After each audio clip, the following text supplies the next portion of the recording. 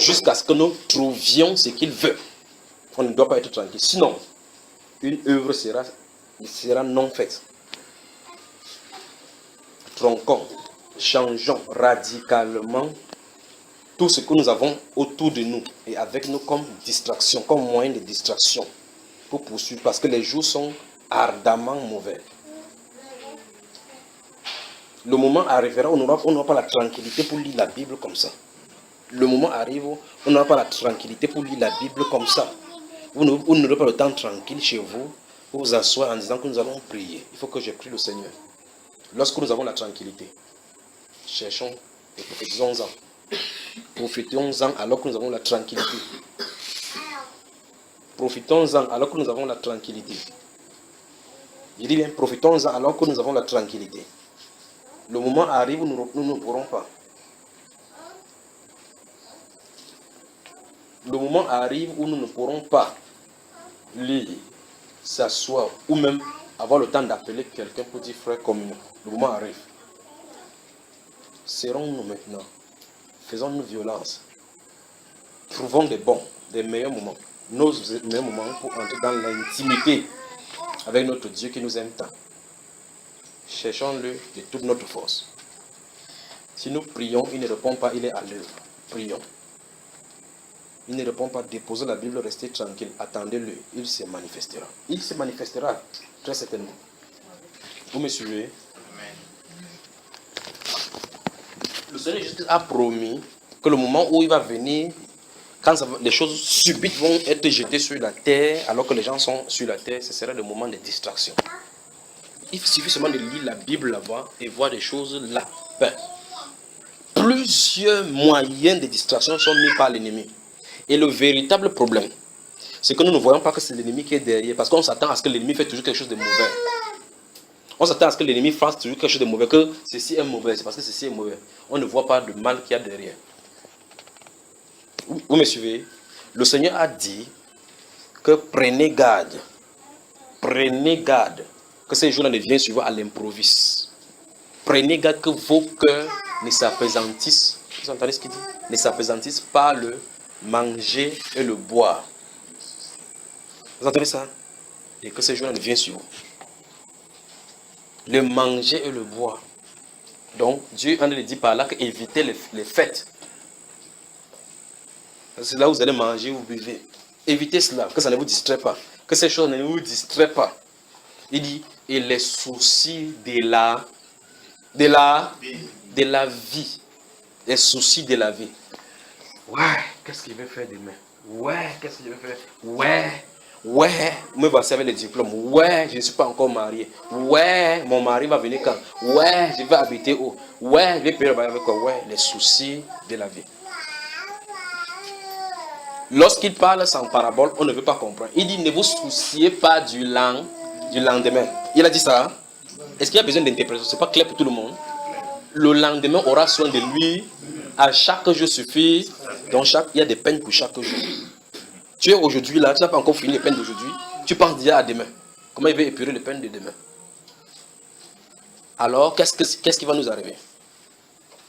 Nous sommes mercredi aujourd'hui. Samedi, il faut que je parte. Nous sommes mercredi aujourd'hui, l'être humain. Samedi, il faut que je parte voir mon oncle. Ça fait longtemps qu'il ne peut visiter. Elle habite à Carrière. Dimanche, je dois être à tel endroit. Vous voyez que c'est que quelqu'un est en train de faire, un être humain en train de faire à partir de mercredi. Il faut que le Cameroun soit développé à l'horizon 2035. Vous voyez ça? Il faut que le Cameroun soit développé à l'horizon 2035. Il faut qu'il y ait des goudrons partout. Des goudrons partout. Les gens cassent les gens, ils rentrent au village.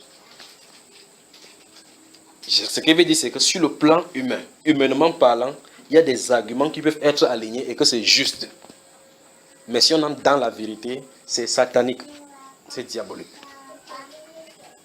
Vous me suivez? Il dit, ne cherchez pas, ne vous inquiétez pas de ce que vous allez manger. Il dit, de ce que vous allez vous vêtir. Il dit, ces choses-là, ce sont les païens du monde qui les recherchent. C'est pas ce qu'il écrit. Je vous ai raconté mon histoire où, quand Dieu m'a envoyé hors de ce pays-ci, je suis allé là-bas, j'avais 60 francs qui me restaient. Un mois. Je prends 7 jours, ça finit. 7 jours, je prie. Ma question, c'est, Seigneur, pourquoi tu m'as envoyé ici? Il n'est pas obligé de te parler. Il n'est pas obligé de te parler. Il est resté tranquille, il tente de prier, il lit. J'ai faim, il demande pourquoi je suis venu ici là. Après, il me fait lire. Moi, je prêche la Bible, lis la Bible. S'il y a des versets dans la Bible, tu dis que c'est faux. Je sais que c'est faux. Il a dit qu'il va lire là-bas. Je lis encore. Je dis, mais c'est quoi ça? Il dit que n'es-tu pas païen? Il dit, qui est païen? Tu es un païen. Après, je lis la Bible. Voilà là-bas qu'il a dit là-bas que celui qui demande ces choses-là est un païen. Je dépose la Bible parce qu'il a d'abord quitter la Bible. Parce que tu peux faire des prières, tu ne sais même pas ce que tu as de faire. Vous voyez pourquoi il est important de lire d'abord la Bible pour soi-même, non? Oui, ne nous cessions pas le lendemain. Le lendemain aura soin de lui-même. Vraiment, est-ce que c'est vrai sur ton cœur? Est-ce que c'est vrai sur ton cœur? Oh, les impôts sont venus fermer ma boutique. C'est fermer la boutique. Dieu dit, mais gars, ferme-moi ça pour que cette femme se reste à la maison méditer. Elle dit qu'on peut faire comment? J'ai quelle relation? Tu as quelle relation? Pardon, voir les impôts là qui ouvrent ma boutique. Vraiment, ça fait 3 jours, je n'ai pas vendu. Vous voyez, c'est là où on s'en en est. Alors que Dieu fait besoin pour la ramener, pour qu'elle vienne prier. Elle cherche une voie que Dieu laisse la faire là. Il faut que je vende. Si il ne vend pas, il paye la boutique avec quoi? Dieu a laissé ses moyens. Il faut doucement. Tu crois que tu as effort. Il touche encore. Un de ces jours, tu viens que tout a brûlé. Il dit, Seigneur, pourtant j'avais prié, c'est que tu couvres ça par le sang de Jésus. Ça a brûlé même avec le sang de Jésus que tu as versé là-bas. Pour te montrer que le matériel, Dieu ne veut pas que nous soyons absorbés par le matériel, mais que nous soyons absorbés par sa présence. Vous suivez? Dieu désire nous parler. Et s'il y a des moments les plus glorieux de ceci, c'est le moment-ci. Le moment où il y a plusieurs voix. Dieu désire nous parler parce que la parole de Dieu donne la direction. Si vous voulez continuer seulement à écouter les prédications, ça ne sera pas suffisant. Souvenez-vous de ceci. Si vous voulez écouter n'importe quelle prédication, connaissez la Bible n'importe comment. Si vous n'entendez pas sa voix, vous n'aurez pas la direction pour vous. Je vous le dis. Vous allez écouter la prédication pour le général, mais un cas spécifique vous attend. Parce que ces cas spécifiques-là vous font entrer en fonction avec Dieu. Ces cas spécifiques vous font entrer en fonction avec Dieu. Vous dites, je dois être à Douala, je veux être à Douala. Et si Dieu veut que tu sois plutôt en Banga, tu es à Douala, tu as de faire pour qui? Si tu attends en Côte d'Ivoire, tu es au Cameroun. Tu es là au Cameroun pour qui? Tout ce que tu fais, c'est pour toi. Tout ce que tu fais là, c'est pour toi. Faisons attention. Cherchons sa face.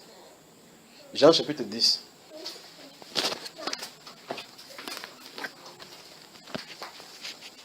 Cherchons la face du Seigneur. Il désire parler. Cherchons la face du Seigneur jusqu'à ce qu'il se révèle. Cherchons. Il désire parler.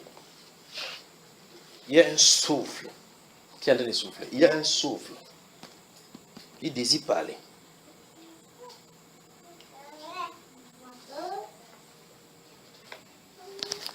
Il désire parler. Jean chapitre 10. À partir du verset 1. En vérité, je vous le dis.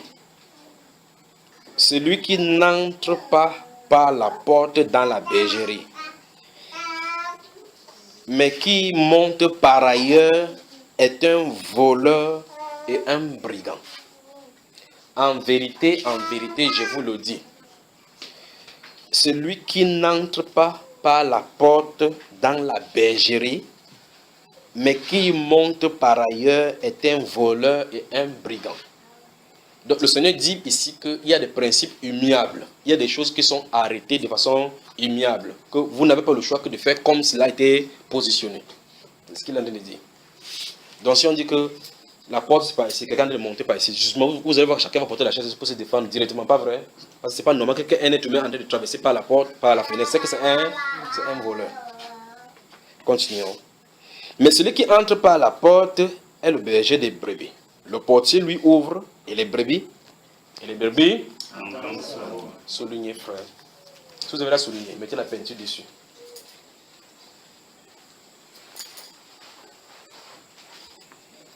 Je crois que vous faites à cette jeune femme de porter sa chaise, elle s'assoit dehors pour donner le lait à l'enfant. Elle est là, porte sa chaise, elle s'assoit à l'angle là. Vous êtes là dans ce verset 2. Mais celui qui entre par la porte est le berger des brebis. Écoutez le verset 3. Le portier lui ouvre et les brebis entendent sa voix. Ah mon Dieu. Le portier lui ouvre. Je ne sais pas si vous saisissez. le portier lui ouvre. Et les brebis entendent sa voix. Il appelle par leur nom les brebis qui lui appartiennent et il les conduit dehors. J'aimerais passer une semaine là sur ces deux versets si vous en parlez. Le berger veut entrer. Le portier dit Seigneur, entre. Les voilà. Quelles sont tes brebis? Il désire leur parler. Ces brebis à lui entendent sa voix, alors ils peuvent donner une direction à partir de cette voix qu'ils ont entendue. Je ne sais pas si vous avez lu. Vous lisez ça, frère? Le portier ouvre la porte. Le portier n'est pas le conducteur par excellence des brebis. Mais c'est le bon berger qui est le directeur des brebis. Le portier ouvre la porte pour que les brebis entendent la voix du berger. Vous saisissez ça? Donc, le portier est un gardien des brebis. Parce qu'il est là pour que quand le berger vient, il ouvre la porte pour qu'il voie ses brebis. Et brebis sort. Si la brebis ne connaît pas sa voix, que c'est le moment de sortir. Vous voyez ce qu'il en est comme problème, n'est-ce pas? Il vous faut entendre la voix du grand berger. C'est nécessaire et c'est absolument vital pour vous. Il a dit que ses brebis entendent sa voix. Il dit que quand il vient, il entre, il les appelle, ils entendent sa voix, il les appelle dehors, les brebis qui lui appartiennent. Vous avez vu ça? Ok. J'arrive quelque part, regardez. Lorsqu'il a fait sortir toutes, regardez ce qui est écrit là-bas. Après toutes, c'est quoi? Vous avez vu ça? Vous avez vu, frère? Lorsqu'il a fait sortir toutes ses propres brebis, il marche devant elles. Et les brebis le suivent parce qu'elles...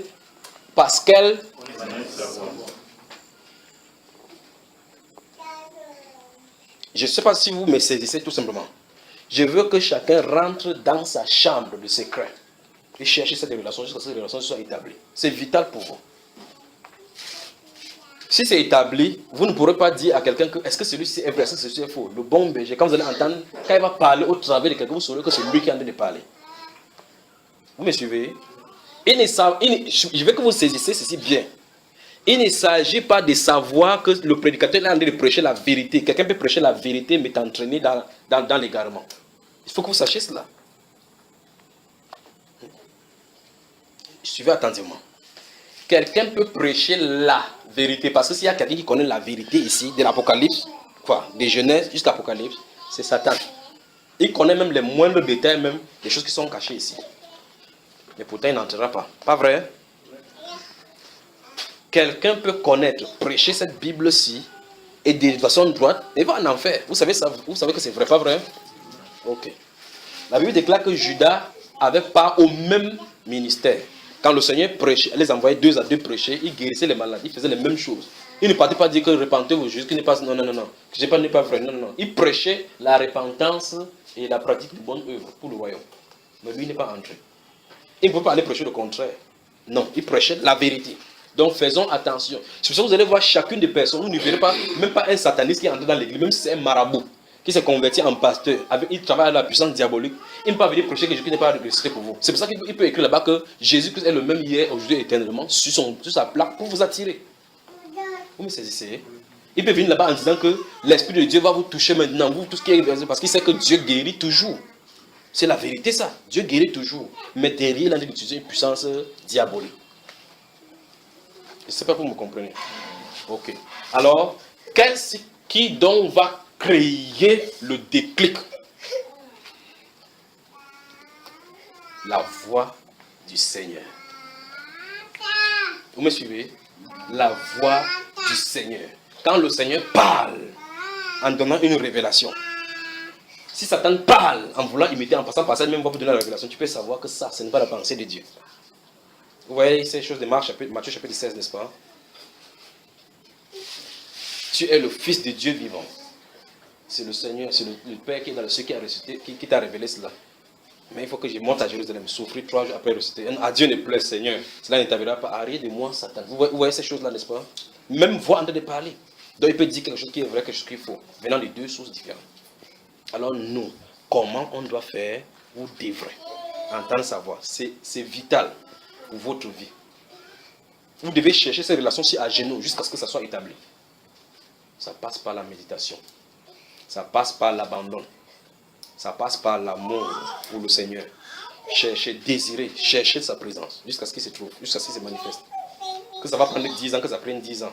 Parce que depuis que vous êtes né, vous voyez la télévision jusqu'à maintenant, à l'âge de 25 ans, 30 ans pour d'autres, vous n'avez pas laissé, c'est pas vrai? Convertissez ces jours-là. Imaginez que pendant ces 25 ans, vous cherchez la face de Dieu. Et que c'était révélé. Vous voyez, là on en est. Le monde se meurt comme ça parce que la majorité d'entre nous, on n'entend pas la voix de Dieu.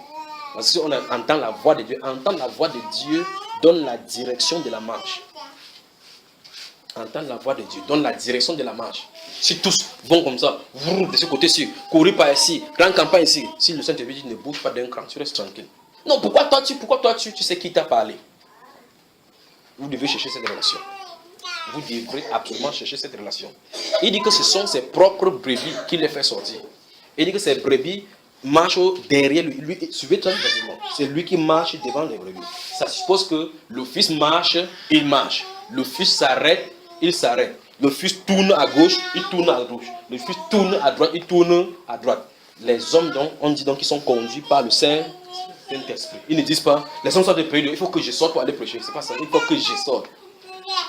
Paul et Barnabas envoyés par le Saint-Esprit. Vous voyez la différence maintenant, n'est-ce pas? Descendu à celui-ci, il prêchait Christ. Il se trouva un homme. Vous voyez là, n'est-ce pas? Dans ce livre de Actes chapitre 14.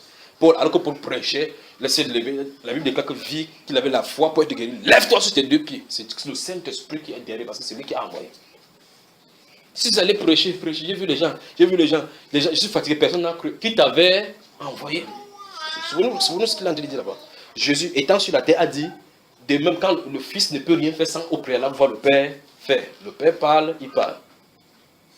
Le bouge, il bouge. Le Père agit jusqu'à présent. Moi aussi, j'ai agi.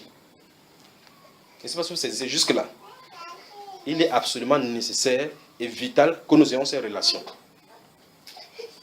C'est nécessaire que nous ayons ces relations. C'est nécessaire que nous cherchions ces relations. Voilà pourquoi le Seigneur nous a amenés ici aujourd'hui. Pour aujourd'hui particulièrement. Dieu est en train de nous faire des reproches que nous avons abandonnés au profit de nos problèmes de chaque jour. Dieu est en train de nous dire que nous avons abandonné ces voies au profit de l'argent. Dieu est en train de nous dire que si nous continuons sur cette voie-là, nous sommes en train d'aller sur le chemin de Balaam. Dieu est en train de nous dire de faire attention. Dieu est en train de nous donner, pour certains d'entre nous ici, que de faire attention parce qu'il va frapper là où nous nous attachons. J'espère que vous avez saisi. Verset suivant. Nous sommes au verset 5 là. Elles ne suivront point un étranger, mais elles fuiront loin de lui parce qu'elles ne connaissent pas la voix des étrangers. Donc on peut lire le verset autrement. Pourquoi ne suivons-nous pas Christ dans nos voies? Parce que nous avons entendu plutôt la voix des étrangers. Et par conséquent, nous sommes conduits, les étrangers sont devant nous, nous sommes conduits par lui. Vous voyez ça? Ce sont les étrangers qui marchent devant nous, maintenant nous suivons les étrangers. Mais si nous suivons la voix, nous entendons la voix du Seigneur, ils marcheront devant nous, celui que nous suivrons. Et la Bible déclare que le discernement de la voix de Dieu permet de discerner la voix de l'ennemi. C'est ce qui est écrit là-bas. Parce que si le Seigneur parle, et il te parle et que ton cœur est ouvert, souvenez-vous, c'est la méditation qui amène ça. Souvenez-vous, la méditation permet de nettoyer le cœur. Souvenez-nous, la méditation doit nettoyer tout ce qui est dans le cœur. Le meurtre, les mauvais désirs, les mauvaises pensées, ça doit nettoyer, c'est le nettoyage. Quand ça va faire, toutes ces voix-là vont passer, il va parler. Alors vous pouvez savoir maintenant la voix sainte du Seigneur. La voix sainte du Seigneur. Vous dites, je fais n'importe comment, il m'énerve. Il y a la haine pour lui. Vous faites l'effort de le faire parce que vous faites l'effort à l'extérieur sans avoir travaillé à l'intérieur. Si l'intérieur est là, vous allez avoir de la compassion même pour vos ennemis. Vous allez comme ça comprendre comment quelqu'un peut-il aimer son ennemi parce que l'intérieur a été traité. Quand l'intérieur est traité et que la nature de Dieu est déposée sur le cœur, vous commencez à le regarder comme ça, comme Dieu lui l'a dit de regarder. Et ça vient seulement par la méditation. On n'interposerait pas la main comme ça pour que cette nature la change dans le cœur. Jamais. C'est ça. Hein? Il faut que ça soit nettoyé par la parole. Père, sanctifie-les par ta vérité. ta parole est vérité. Vous avez lu ça dans la Bible? C'est pas la parole. Déjà, vous êtes peu à cause de la parole que vous avez écoutée. Si ça sort de sa bouche, en toi. Lève-toi, les pieds deviennent fermes. C'est ce qu'il a dit. Vois, quand il a parlé, les choses changent. Vous avez entendu ça, frère? Il faut qu'il nous parle. Il faut qu'il nous parle. Et nous avons des rôles à jouer. Verset 6. Jésus leur dit cette parabole, mais il ne comprit pas de quoi il leur parlait. Je ne veux pas de questions. D'accord? Jésus leur dit cette parabole, mais il ne comprit pas de quoi il leur parlait. Vous avez vu ce qu'il a dit? Donc le Seigneur ne parlait depuis là en parabole. La Bible déclare que ceux qui étaient devant lui ne comprenaient pas ce qu'il parlait. Qui parmi nous ici a lu ce Jean chapitre 10? Donc sans exception, tout le monde a lu. Ok. Avez-vous aussi compris? Ou bien vous êtes dans le groupe de ceux qui étaient là-bas? Vous avez compris? Vous avez compris qu'il est nécessaire de chercher la voix du Seigneur? Vous n'avez pas compris cela? Verset 7. Jésus le dit encore, en vérité, je vous le dis. Je suis la porte des brebis. Je suis la porte des brebis. Je suis la porte des brebis. La porte. Tous ceux qui sont venus avant moi sont des voleurs. Regardez dans votre Bible, c'est la même Bible. Qu'est-ce que vous regardez sur ma bouche là? Regardez. Tous ceux qui sont venus avant moi sont des voleurs et des brigands. Mais les brebis ne les ont point écoutés. Vous entendez? Maintenant, regardez. Je suis la porte. Si quelqu'un entre par moi, il sera sauvé. Il entrera et il sortira et il trouvera des pâturages. Mais nous sortons aujourd'hui pour aller chercher des pâturages sans entrer par la porte. Ça veut dire quoi? Nous voulons dépendre de nous-mêmes, de nos propres efforts, pour réussir, sans dépendre de Jésus. Mais pourtant, nous professons son nom. Vous voyez le paradoxe qui est là? Nous devons nous appuyer sur le Seigneur pour faire n'importe quoi. Mais aujourd'hui, nous le confessons des lèvres dans la pratique. Souvenez-vous de ce qui a été dit ici là. On prêche, on est sous la grâce, on est guidé par la grâce, dans la grâce, mais dans la doctrine établie, on réunit cette grâce-là en voulant marcher par nous-mêmes. Regardez ce qu'il dit. Il dit, si quelqu'un entre par moi, il entrera, il sortira et il trouvera le pâturage. Pourquoi? Parce qu'en réalité, remarquez bien, on dit que la Bible déclare que beaucoup de personnes sortent très tôt pour aller chercher le pain, mais Dieu donne ce pain-là à ses serviteurs, donc ça se le couche. Pas vrai? Maintenant, nous avons lancé les défis au monde. Il se lève à 5, nous nous levons en 4 heures pour chercher de l'argent. Parce qu'on a compris qu'il faut se lever très tôt. On a dit que la vie appartient à ceux qui se lèvent tôt. Oui, dans le sens où on se réveille dans le plan de Dieu. Ça nous appartient. Pas qu'on se lève comme ça là, très tôt le matin pour aller commencer à faire feu le béni. Tu fais feu le béni, tu peux tomber dans l'huile. Chaque 5 heures, tu fais chaque 5 heures. La vie appartient vraiment à ceux qui se lèvent tôt. Il faut vraiment se lever tôt. Mais pas de cette façon-là. Pas de cette façon pour chercher l'argent à outrance. 7 heures en arrivant, tu as dormi comme ça, tu dis 50, 25. Là, tu fais la tête comme ça, comme la chèvre qui a envie de dormir. Toujours à cause de l'argent. Il dit qu'il est la porte de brebis. Si quelqu'un entre, il sortirait, il trouverait le pâturage. Parce que Dieu peut guider. Élie, descend là-bas. Il y a la sécheresse dans le pays, descend là-bas au torrent. Parce qu'il lui a indiqué là où il y a de l'eau à boire. N'est-ce pas, mes chers amis? J'ai ordonné là-bas au corbeau de te nourrir. Là, j'ai ordonné à une veuve de te nourrir. Va de ce côté-ci, va de ce côté-ci. Vous voyez comment Dieu peut guider? Vous pensez que comme il a dit cela là-bas, il ne peut plus le faire? Ne conduit-il pas les gens? Regardez Isaac à Guérard. Ah, les gens creusent le puits. C'est quand ses serviteurs à lui creusent pas, l'eau sort. C'est pas le même sol où ils sont là-bas. Qu'est-ce que c'est? Regardez Joseph en Égypte. Potiphar, c'est un sataniste pur. À l'instant où il a pris Joseph comme esclave, Joseph fait n'importe comment. Le gars est resté derrière comme ça là. Il a vu que tout ce que Joseph faisait prospérait. Il a dit, mon cher ami, tu as l'intendant de ma maison. Un sataniste a compris qu'il faut exploiter l'enfant de Dieu ici. Que quand le gars la touche, c'est béni. Quand il touche, c'est béni. Partout où il passait, c'était béni. Ce n'était pas béni pour lui. Vous avez remarqué ça? C'était pour Potiphar. Mais lui, il était en captivité. Et regardez Daniel, comment il faisait, comment le royaume prospérait pendant qu'il était là. Ce n'est pas pour lui. C'est la grâce de Dieu. Maintenant, c'est tout pour nous maintenant. Pour nous. Il faut que Dieu nous fasse voir sa grâce afin que les autres aussi. C'est la compétition avec le monde. Vous allez sortir une maison en étage, vous dites que vous êtes trop bien, que Dieu m'a béni. Tournez vous regardez pour Bill Gates. Vous allez voir ce qu'il en est. Donc ça ne sert à rien de courir ici.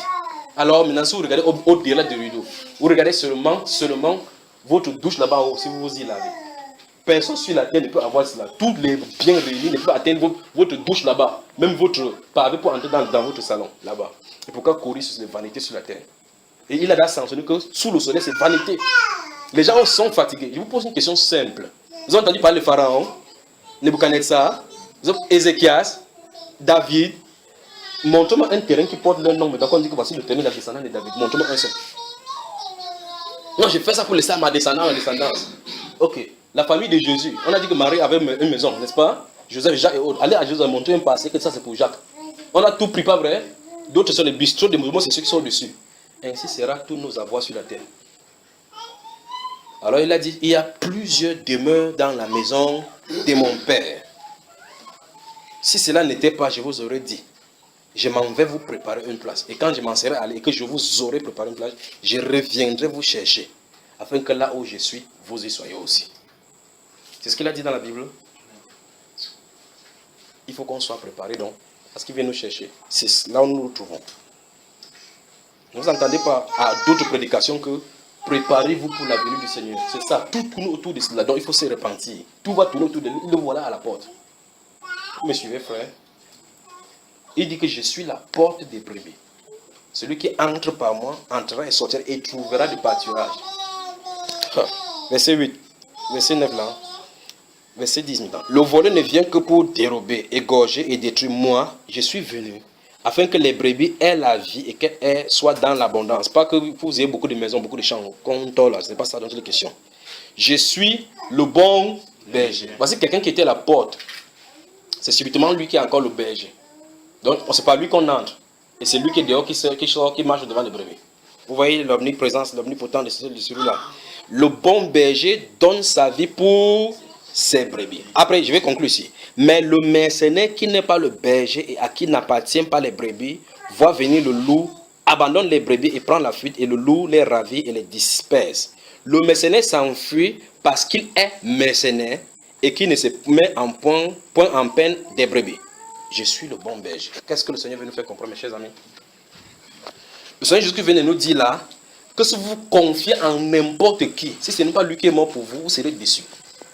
C'est ce que le Père a dit là maintenant. Vous mettez votre appui sur n'importe qui, sur n'importe quoi. Si ce n'est pas sur le Seigneur qui est mort et ressuscité, vous avez tout faux. Même si ça semble réussir. Même si ça semble réussir. Même si ça semble prospérer. Si ça ne tire pas son essence du Seigneur, c'est vain. Il dit que le mercenaire fuit parce qu'il ne peut pas faire autrement. Parce qu'il est mercenaire. Parce que c'est le bon brebis, il défend ses brebis. Vous suivez? Alors je pose donc la question.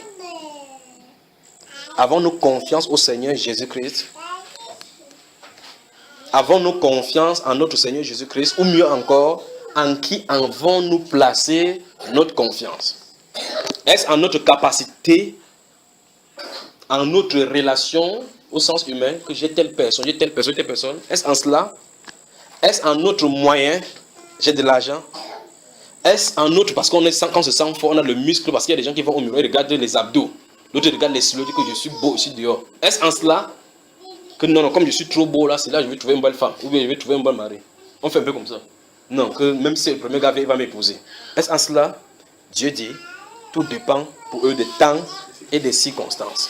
Que ce n'est pas parce que tu es fort là que tu vas faire, parce que tu es intelligent que tu vas avoir du travail. Non. Que ce n'est pas parce que tu es âgé que tu peux gagner une course. Dans celui d'Ecclésiaste. Tout dépend pour eux des temps et des circonstances. Alors si nous ne comprenons pas ces choses-ci, nous allons commencer à nous laisser conduire par les circonstances. Une situation arrive, on accentue la prière là-bas. Quand ça finit, ça se calme. Une autre situation arrive, on prie. Une autre situation arrive, on prie. Une autre situation arrive, on prie. Les situations commencent à guider notre moyen et notre marche de la foi. C'est une bêtise que nous faisons dans la marche chrétienne. Vous me suivez? Je peux aller dans la Bible, commence à défiler pour que vous voyez les situations qui ont traversé les vies des serviteurs du Seigneur dans la Bible. Ils n'ont même pas prié pour cela. Quand l'apôtre Pierre était en prison, à chapitre 12, il n'a jamais prié que Seigneur, oh, délivre-moi de cette prison. Il s'est couché là, il dormait. L'ange est sorti du ciel, venait le délivrer. Parce qu'il avait une mission. Il avait déjà entendu la voix du Seigneur. Je te ferai pécheur d'hommes. Il avait entendu. Alors il sera pécheur d'hommes. Il avait entendu cela. Vous suivez? Quand Paul, lui, il était en prison, quand il était en prison, il dit que waouh, on a beaucoup marché. Chantons ici, mais on ne sait pas chantons. Ils ont chanté, c'est la prison qui s'est cassée. Donc c'était plutôt dangereux de les mettre dans une prison. Et le non seulement il devait se libérer, c'est tous les prisonniers qu'il libère. Non, si le met à Newbel, il fait sauver tout le monde. Y compris les gardiens de prison. Vous voyez, donc ce sont des hommes dangereux. Des gens loin de l'esprit sont des gens dangereux. En qui avons-nous mis notre confiance? Sommes-nous confiants du Seigneur? Alors si c'est oui la question, est-ce que les actions que nous manions chaque jour et chaque fois que nous manifestions témoignent de cela? Il est bon d'attendre en silence le secours du Seigneur, dit la Bible, en silence. Mais pour nous, c'est des chapelets, des murmures qu'on égrène. Voir ce que tel m'a fait, les larmes sortent d'ici, ça chauffe. Même tel m'avait fait comme ça, l'autre m'a promis comme ça. Seigneur, tu m'as déjà dit comme ça, fait tel nom, on m'a insulté encore hier que tu sais Dieu. Pourquoi ça n'arrive pas? Ouah. Ok. Si tu donnes tout ça, ça fait que tu sois en paix. Si vous sortez là vraiment, vous entrez chez vous, vous ouvrez la porte, vous voyez une mallette comme ça, là, on a ouvert 8 milliards de la part de Jésus-Christ de Nazareth. C'est que tu vas tomber évanoui devant l'argent là comme ça directement. C'est pas ça mes chers amis. Vous tombez évanoui. Alors maintenant, si vous vous levez et que votre argent est toujours là-bas, vous avez un vrai problème maintenant avec le sommeil. Je vais cacher ça. Vous allez pousser sur le lit, vous dites non. On va détecter, vous sortez comme ça là. Vous savez, les femmes, c'est très simple pour agresser une femme. Quand restez seulement en vie, observez les femmes passer. Celles qui n'ont pas l'argent, vous devez savoir que dans son sang, il n'y a pas l'argent.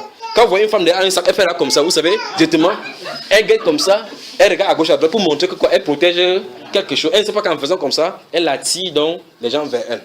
Pourquoi? Parce que l'argent lui a donné l'insomnie. Vous suivez? Tu dors comme ça, tu dors. Qui est là?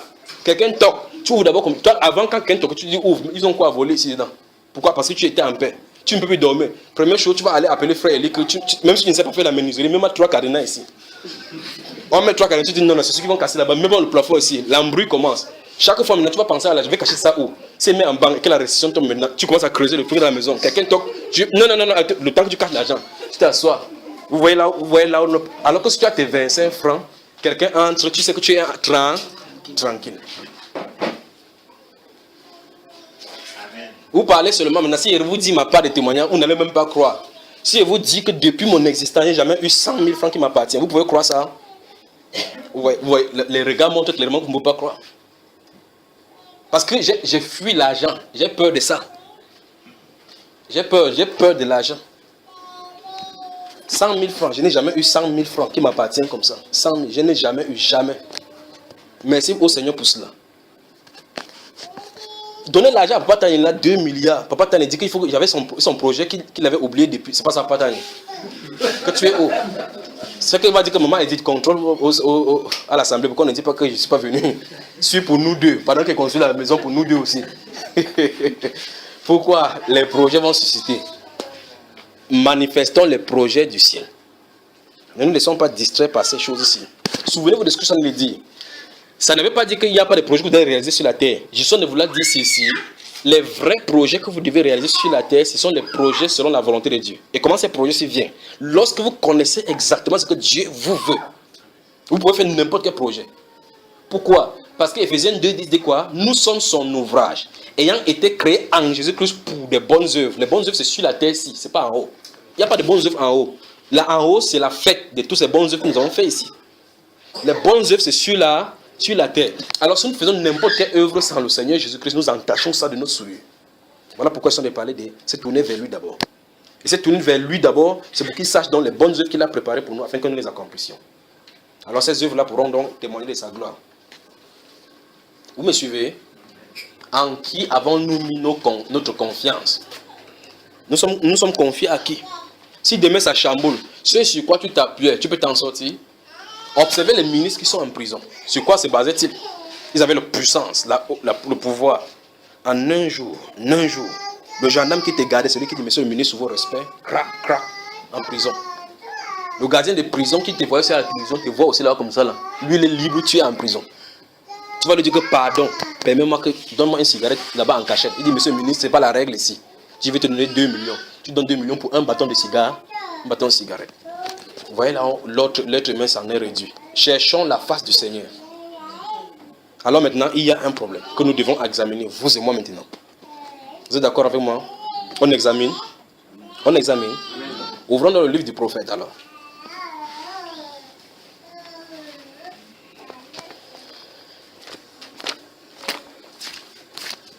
Ouvrons Ésaïe 59.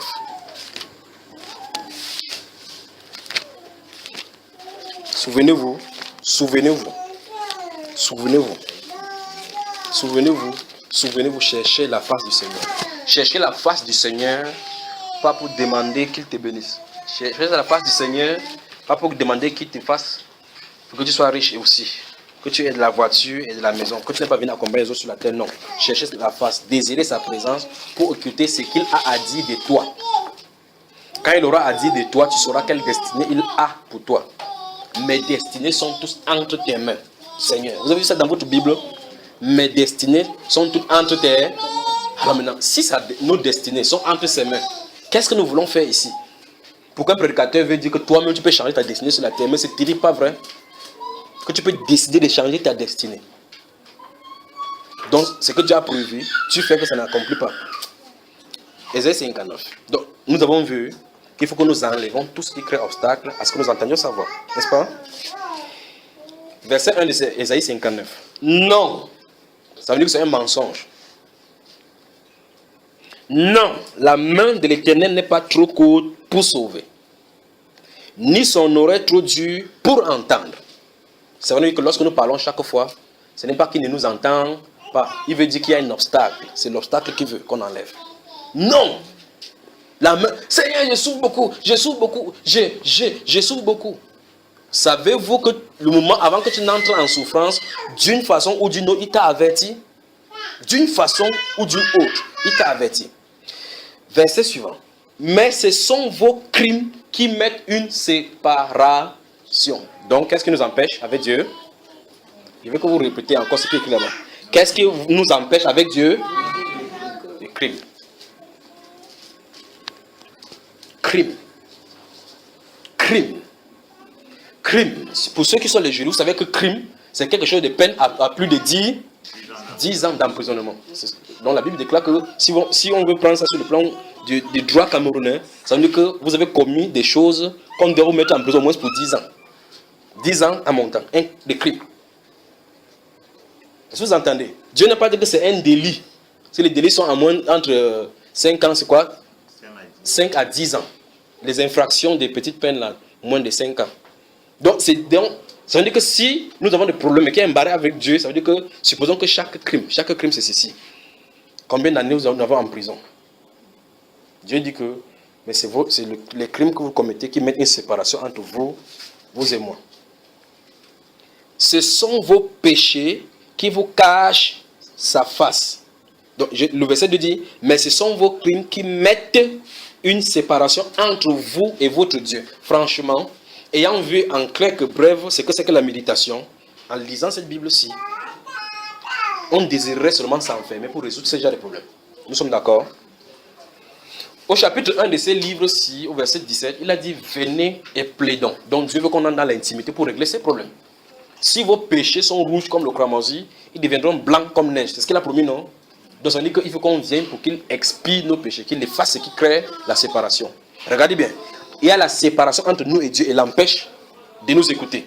Il invite, parce que c'est lui seul qui peut encore enlever cela. Il dit que nous avons un rôle à jouer. Venir. Nous devons venir vers lui.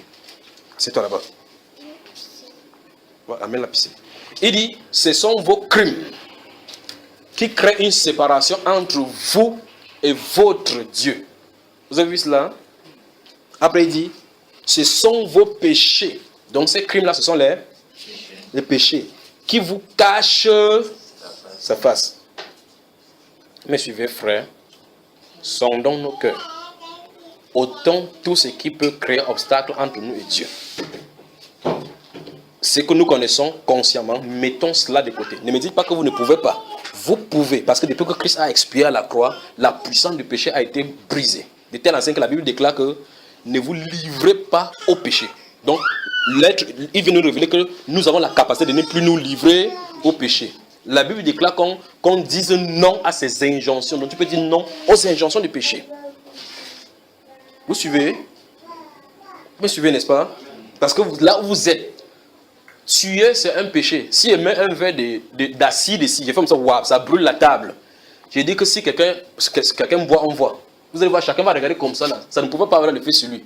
Il n'y a pas quelqu'un qui va dire que va boire, va boire, va boire, va boire. Oh, je n'ai pas pu résister. C'est pas ça? Mais voilà le péché. Mais pourquoi? Parce que tu sais que ici c'est dangereux, là c'est cache. Quand tu fais peur, ça brûle. Parce que tu sais ça. C'est pour ça que tu sais que si mais avant que ça n'arrive, que ça va brûler, si tu es fini. Tu vois comme ça, tu dis, hey, non, je ne pars pas là-bas. Mais le péché, c'est que tu vas pécher un peu, tu vas dire, demander pardon, Dieu. Pécher parce qu'il n'y a pas de conséquences. Attendez, seulement vous prenez une femme, elle dit qu'il y a le sida. Si à l'instant où elle te dit qu'elle a le sida, le désir ne quitte pas rapidement. Que sida, quoi? C'est quoi? C'est quoi? Non.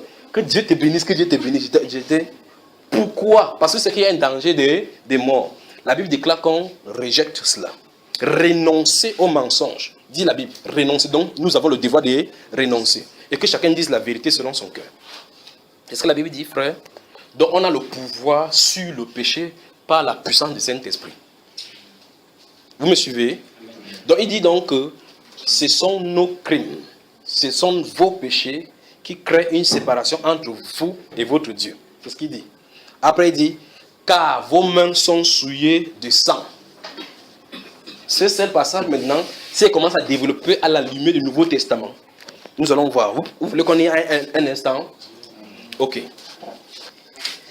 Qui ici n'a pas encore tué son frère? Il dit les frères, il ne parle pas de quelqu'un qu'on a tué enterré. Quelqu'un qui est là parmi nous, qui n'a pas tué son frère ici. Si tu n'as pas tué, levez la main, je vous pose la question, selon ce que verset, si vous voyez ce qu'il en est. Alors, si vous baissez la main, ça suppose que vous avez déjà tué. Nous sommes d'accord? Frère. Ah, comment vous bougez la tête, vous faites comme ça? Amen, amen. J'ai dit, nous sommes en train de nous regarder dans le miroir. Personne n'est exempté. Parce que quand Dieu parle, c'est pour tout le monde. Le doigt est sur la terre. Chacun de nous regarde en haut. Donc nous tous, nous sommes appelés à cela. Alors je pose la question, il dit que car vos mains sont souillées de sang. C'est ce qu'il a dit. La Bible déclare que si quelqu'un hait son frère, c'est un meurtre. Donc il a quoi sous la main? Sang. Vous avez vu ça, n'est-ce pas? Il dit, à la lumière du Nouveau Testament, ça devient plus amplifié. Celui qui hait son frère est un meurtrier. Je déteste la femme là, je déteste quand il la voit, je suis énervé. Tu as un problème. Telle personne m'avait fait du mal pour rien au monde. Je ne peux plus jamais avoir rien à faire avec lui. Tu as un problème. C'est entaché. Vous voyez ce qu'il en est? Dieu dit. C'est pour ça que je dis, si nous entrons dans la méditation, en commençant à comprendre, suyer du sang. Quels sont le sang que j'ai sous la main? Je commence à méditer. Et il faut que je fasse devant Dieu avec ça pour plaider. Quand il commence à méditer, il commence à voir que j'ai le souillé sur le sang, je vais donner raison à Dieu que c'est effectivement ça qui cachait sa face pour qu'il ne rencontre pas. N'est-ce pas, frère? Il dit car vos mains sont souillées de sang. Suivez la suite. Et vos doigts des crimes. Le doigt, c'est qui touche à la finition. Il est 8h30. Vos lèvres profèrent le mensonge. Vous avez vu ça? Regardez le livre de Pierre. Il dit les frères, il ne parle pas de quelqu'un qu'on a tué enterré. Quelqu'un qui est là parmi nous, qui n'a pas tué son frère ici. Si tu n'as pas tué, levez la main, je vous pose la question, selon ce que verset, si vous voyez ce qu'il en est. Alors, si vous baissez la main, ça suppose que vous avez déjà tué. Nous sommes d'accord? Frère. Ah, comment vous bougez la tête, vous faites comme ça? Amen, amen. J'ai dit, nous sommes en train de nous regarder dans le miroir. Personne n'est exempté. Parce que quand Dieu parle, c'est pour tout le monde. Le doigt est sur la terre. Chacun de nous regarde en haut. Donc nous tous, nous sommes appelés à cela. Alors je pose la question, il dit que car vos mains sont souillées de sang. C'est ce qu'il a dit. La Bible déclare que si quelqu'un hait son frère, c'est un meurtre. Donc il a quoi sous la main? Sang. Vous avez vu ça, n'est-ce pas? Il dit, à la lumière du Nouveau Testament, ça devient plus amplifié. Celui qui hait son frère est un meurtrier. Je déteste la femme là, je déteste quand il la voit, je suis énervé. Tu as un problème. Telle personne m'avait fait du mal pour rien au monde. Je ne peux plus jamais avoir rien à faire avec lui. Tu as un problème. C'est entaché. Vous voyez ce qu'il en est? Dieu dit. C'est pour ça que je dis, si nous entrons dans la méditation, en commençant à comprendre, suyer du sang. quels sont le sang que j'ai sous la main? Je commence à méditer. Et il faut que je vienne devant Dieu avec ça pour plaider. Quand il commence à méditer, il commence à voir que j'ai le souillure sur le sang, je vais donner raison à Dieu que c'est effectivement ça qui cachait sa face pour que je ne le rencontre pas. N'est-ce pas, frère? Il dit quand vos mains sont souillées de sang. Suivez la suite. Et vos doigts des crimes. Le doigt, c'est qui touche à la finition. Il est 8h30. Vos lèvres profèrent le mensonge. Vous avez vu ça? Regardez le livre de Pierre. Si quelqu'un veut aimer la vie et voir des jours heureux, qu'il et sa bouche des paroles qu'il aime le bien. Regardez, il dit que les lèvres, le mensonge, regardez, vos lèvres profèrent le mensonge, votre langue fait entendre l'iniquité. Tu mens à gauche, tu mens à droite. Grave encore, on ment seulement au nom du Seigneur. Il y a un autre qui était venu me voir avec un cahier, avec l'hymne national que Dieu a donné. Que c'est ça qui va être chanté au Cameroun lorsqu'il sera président. J'ai ça. Il dit, moi je suis dépassé seulement par les événements. Donc il sera le prochain président. Ah, sur l'antenne, quelqu'un me dit c'est lui qui sera le prochain président. Un autre émission, l'autre dit c'est lui qui sera le prochain président. Et ça, c'est ceux qu'on connaît. Il y a des autres dans le secret que Dieu leur a dit qu'ils sont les présidents. Dans le même pays. On va diviser au Cameroun comme ça. En plus, chacun aura sa présidence. L'hymne national du Cameroun est écrit noir et blanc. Il dit que le l'hymne national, on va changer, c'est parce que ce n'est pas l'hymne national que Dieu veut. Il sera président. Et une femme sera la maman du président. Il dit vos lèvres profèrent le mensonge et votre langue fait entendre l'iniquité. Regardez ce qu'il dit. Nul ne se plaint avec justice. Nul ne plaide avec droiture. Pas étonnant que quand le Seigneur est venu, il leur a dit, il dit pas étonnant que quand le Seigneur est venu, il leur a dit, si parmi vous, quelqu'un n'a pas péché, qu'il jette la première pierre. Quelqu'un a jeté la pierre? Ok. Quand ils étaient en sous-temps là-bas et que cette femme-là, on avait pris en flagrant délit, parmi les gens, n'est-ce pas, quand on a dit, il regarde, regarde la femme là, on a vu avec l'homme. Nous voyons ça à la télévision chaque jour, pas vrai? Tu t'assois, tu dis que on a attrapé tel pasteur couché avec l'homme. Que maman, c'est fort ici dehors. Même toi, tu dis maman, c'est fort ici dehors, non? Ok. Si Jésus te pose la question, et toi aussi, qu'est-ce que tu vas répondre? Il dit que nul ne se plaint avec justice. Seigneur Moïse nous a dit de l'appeler de telle femme. Et toi, que dis-tu? Ce que je dis, c'est que parmi vous, si tu n'as pas péché, jette. Pourquoi il n'a pas jeté la pierre en disant que moi, je n'ai jamais péché? La Bible déclare que le grand juge de l'humanité, la conscience, subitement l'image de ce que tu as fait revient comme ça. Bam! Tu dis que non, je ne suis pas digne, sors-moi tranquillement. Parce que si tu lapides pour adultère, il y a une autre sanction qui attend les gens qui ont fait ce que toi tu as fait. Désirons la présence du Seigneur. Et pour cela, ôtons les obstacles qui peuvent nous empêcher de suivre cette voie-là. Ils sont en train de nous préparer pour que nous entrions dans le grand thème de la méditation et de la prière. C'est de ça qu'on est en train d'aller. Vous suivez? Désirons sa présence. Cherchons sa face. Cherchons la plus grande des choses que nous pouvons avoir de Dieu. Pas expérimenter les dons spirituels. Entendre sa voix. Parce que tu ne peux ne pas avoir le don spirituel de guérison. Le moment où il veut guérir par toi, il dit avance ta main et impose. Avant tu imposes, il fait son travail. Vous suivez, n'est-ce pas? Je ne sais pas si vous comprenez.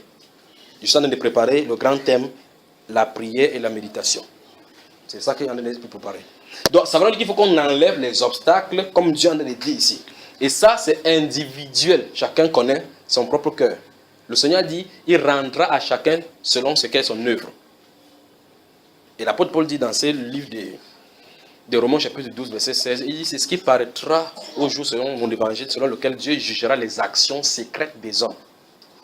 Les actions secrètes des hommes seront jugées. Donc tout ce qu'on fait, on cache. Vous me suivez, frère? Qui désire entendre sa voix? Personne ne peut dire le contraire. Personne. Ok, je pose la question autrement. Qui désire payer le prix pour entendre sa voix? Le nombre de mains a diminué. Alors, entendre sa voix, à notre époque si particulièrement, il nous faut payer le prix. Le prix, c'est dégager de ce que nous avons admis en nous, que ça quitte pour qu'on soit à l'étape où on peut l'entendre. C'est ça le prix. Et s'il reste comme ça, il prend celle, je vais manger quoi? C'est ton problème avec lui. Si tu veux entendre sa voix, parle-lui avec ça. Chacun a sa façon de faire. Tu as ta part des choses qui t'attachent. Une femme aura sa part que c'est l'enfant qui va faire. Si l'enfant, je ne t'ai pas accouché, je vais même prendre le temps pour faire. Parce que tu mets là-bas, tu dis, Seigneur, je suis acheté. Tu dis, waouh, waouh, waouh. Tu dis que l'enfant, il n'a pas de venir à demander. C'est ta part de fardeau là-bas. Vous suivez, frère? Donc chacun ici a sa part, selon le domaine où tu te trouves, tes activités où tu te trouves. Tu dois devoir sacrifier quelque chose. Il n'y a pas deux chemins. Dans ce livre de Marc, chapitre 10, verset 27, Jésus a dit qu'il sera difficile à un homme riche d'entrer dans le royaume qu'à un chameau d'entrer par le trou d'une aiguille. Les apôtres ont dit, quoi, Seigneur? Que c'est difficile à ce niveau-là. L'apôtre Pierre dit que, Seigneur, et voici, nous avons, allons-y encore, nous avons, ce qui est bon, c'est que le groupe est constitué des hommes mystérieux. Il y a des gens qui sont mariés dedans. Il y a des travailleurs à l'État là-bas, collecteurs d'impôts. Il y a des gens, il vient seulement, il dit que, tu le regardes. À l'instant, tu le regardes, à croiser son regard. Il dit que suis-moi. Il dit comme ça, il se tourne. Le gars, il dit pas que s'il ne te plaît pas de garder l'argent de l'État, tu laisses seulement là, tu commences à suivre. On ne réfléchit pas que, et demain, il va faire comment? Demain, il ne va pas venir, on va radier mon nom. C'est pas ça. Pourquoi? Parce qu'ils ont entendu sa voix. La voix a donné une direction. Je ne suis pas en train de dire qu'allez quitter votre travail. C'est pas ce qu'il est dit. Parce que ma voix n'est pas nécessairement sienne. Vous suivez, n'est-ce pas? Mais s'il m'indique en disant que dis telle chose à telle personne, je le dis avec son autorité. Je suis en train de dire que chacun a un appel de façon différente. J'espère que vous comprenez. Alors, il faut que vous entendiez sa voix. Parce qu'entendre sa voix vous permettra de vous garder en lui. Vous permettra de vous donner les directives et les directions qu'il veut pour vous. Donc, vous devrez regarder au-devant de lui ce qu'il faut sacrifier. Ça vous dépasse, passez le temps devant le Seigneur, enlève ce qui peut créer obstacle. Dites seulement ça, et étant sincère, observez-le agir. Dites seulement et observez-le agir. Seigneur, enlève ce qui peut créer obstacle de ma vie. Enlève, je décharge tout vraiment devant toi. Seigneur, toute ma volonté, je soumets à tes pieds. Si tu dis n'importe quoi, je fasse n'importe quoi, je le ferai, Seigneur. Dites ça en étant vraiment prêt. Parce qu'il va commencer là où tu ne t'attendrais le moins. Et que là où ça va toucher à ta chair. Que tu vas dire que mère, ceci. C'est là où tu vas voir. Alors, nous sommes prêts vraiment à suivre cette voie-là. Il dit ici que ses oreilles ne sont pas dues pour entendre. Et sa main n'est pas courte pour sauver. Donc, ça veut dire que s'il veut sauver, il peut sauver. Mais il y a quelque chose. Il ne fait pas ce genre de choses-là hors de sa sainteté. Donc, qu'est-ce qui nous empêche? Il veut dire, sanctifiez-vous. C'est ce qu'il veut dire. Sanctifiez-vous. Sanctifiez-vous. Qu'on enlève tout obstacle devant mon peuple. Qu'on enlève tout obstacle devant mon peuple. C'est ce que le Seigneur est en train de dire. Qu'on enlève tout obstacle devant mon peuple. Souvenez-vous, toutes les prédications que vous aurez à suivre, si ces prédications sont bien ordonnées, c'est fait pour votre nettoyage. C'est le but. Ce n'est pas pour entendre, pour savoir que je sais ce que c'est que la vérité. C'est pas ça. Parce que la Bible dit la vérité. Il a dit, si vous vous plongez le regard, n'étant pas un auditeur oublieux. C'est-à-dire quelqu'un qui regarde et va dire, waouh, je connais bien. Le type là, c'est un bon type, il dit la vérité. Ça ne vous servira de rien. Mais il dit, celui qui se mettra à l'œuvre, il dit, celui-là sera heureux. N'est-ce pas ce que la Bible déclare? Dans la loi, donc, n'est pas celui qui lit la loi qui est justifié, mais c'est la personne qui pratique la loi qui est justifiée par elle. Parce qu'elle ne vit pas la loi. Il nous faut entendre la voix du Seigneur. Il nous faut entendre la voix du Seigneur. Donc ne croyez pas qu'on va mettre la main sur vous, vous allez entendre sa voix. Il a dit que ce sont ses brebis qui entendent sa voix. Donc si vous êtes de ses brebis, il a prédisposé quelque chose à l'intérieur qui va vous pousser à l'entendre. C'est ça. Lorsque vous avez votre téléphone, il y a ce qu'on appelle le récepteur, il y a l'émetteur. L'émetteur, quelque part, les antennes qui envoient quelque chose. Si ton récepteur là est gâté, vous allez avoir le téléphone, allez rester même sous l'antenne, vous ne capterez pas. Vous entendez, n'est-ce pas? Il faut qu'il y ait cet élément-là à l'intérieur. S'il y a cet élément en vous, vous saurez tôt ou tard que vous avez des problèmes. Donc peut-être ton téléphone peut avoir le récepteur, mais le problème c'est la batterie. Le problème c'est un court-circuit. Le problème c'est la carte mère. Si la carte mère est réglée, vous capterez à coup sûr. N'est-ce pas, frère? Si vous avez un problème de charge, quand ça va être chargé, quand tu vas regarder, la barre de captage va être pleine. Parce que vous avez le réseau. Donc il faut seulement arranger la panne de ce qui crée ces choses-là pour entendre, pour empêcher de l'entendre. Vous me suivez bien? Alors regardons ici. Verset 11. Commençons au verset 11. Nous sommes dans le chapitre 59 d'Ésaïe là. Continuons au verset 11. Regardez attentivement. On y va. Nous grondons tous comme des ours. Si ce n'est pas une époque de ça ici où chacun chacun se fâche parce que telle personne a fait telle chose. Regardez bien. Il dit nous grondons tous comme des ours. Pourquoi? Parce qu'on est effarouchés. La Bible déclare dans ce livre de Luc là que l'humanité, les gens seront effarouchés parce que par crainte de ce qui arrivera pour la terre. Ils ne savent pas quelque chose. Il y a toujours de mauvaises nouvelles partout. De mauvaises nouvelles partout. Si tu en fais boum, tu entends boum là, chacun va commencer à dire c'est Boko Haram qui est arrivé à Douala. Regardez. Il dit nous grondons tous comme des ours. Nous gémissons comme des colombes. Nous attendons la délivrance et elle n'est pas là. Vous avez vu ça? Le salut, il est loin de nous. Car, verset 12, nos transgressions sont nombreuses devant toi et nos péchés témoignent contre nous. Vous avez vu ça? Nos transgressions sont avec nous et nous connaissons nos crimes.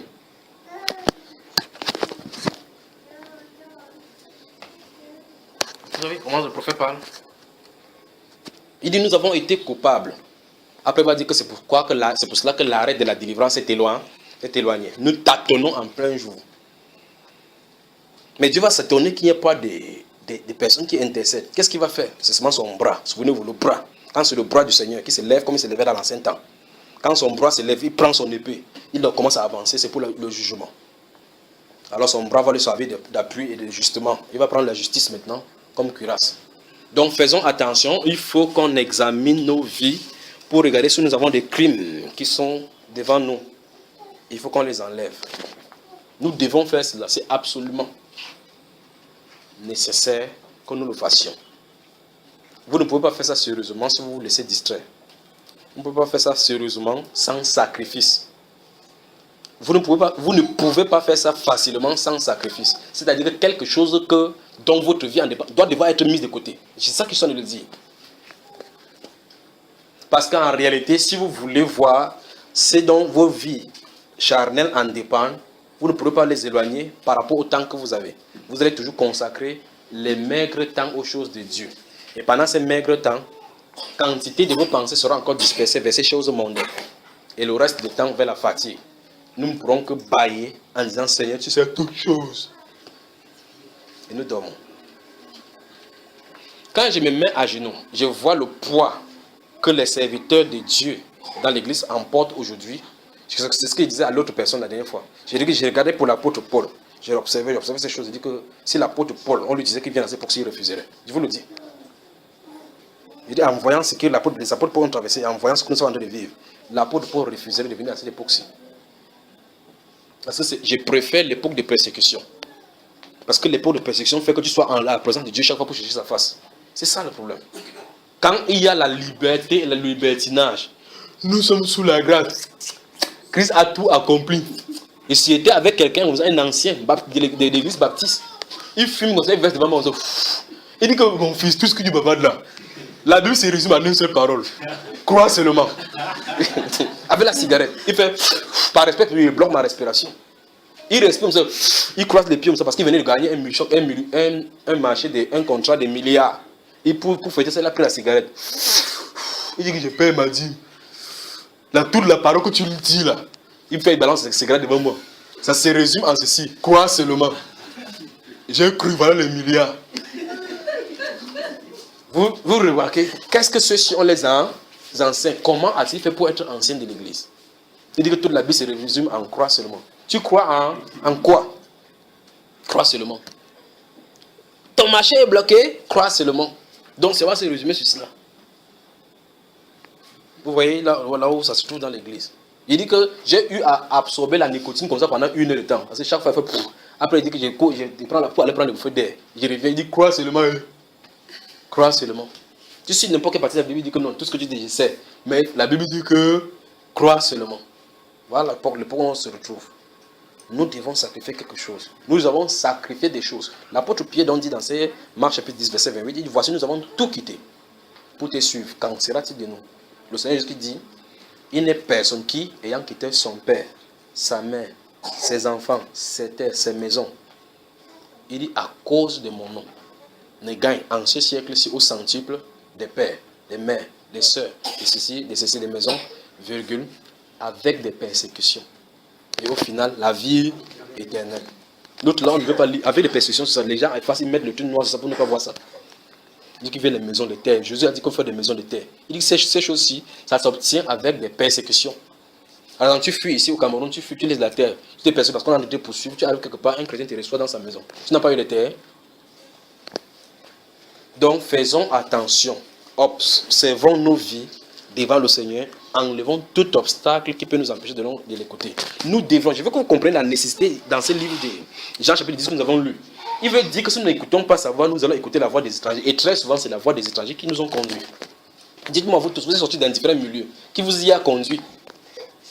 Quelqu'un dit, moi, juste parce que Mobicus, que Dieu m'a dit que je suis le chef des chantres là-bas. Dieu lui a dit que je suis le chef des chantres. Un de ces jours, il sort dit que je suis plus sur ça. Dieu lui avait dit de partir, il ne lui a pas dit de quitter, mais il est quitté. Parce qu'on est embrouillé. Vous me suivez? Il est temps qu'on cherche le Seigneur. S'il y a un temps qu'on doit chercher le Seigneur, c'est maintenant. Les apôtres se lèvent, les apôtres de la Bible se lèvent à ce moment-ci. Eux-mêmes vont encore se recoucher comme ça que Seigneur, je ne veux pas voir cette époque. Je vous le dis. Parce que l'époque de la grande persécution était mieux par rapport à l'époque de la grande séduction. Parce que le vrai problème, c'est ceci. C'est que tu vis, tu lis ta Bible un peu, tu pries, tu as l'impression que tout va bien. Parce que rien ne semble pas te déranger. Parce que peut-être tu sors au travail, tu rentres encore sans accident. Parce que tu travailles, ça a réussi.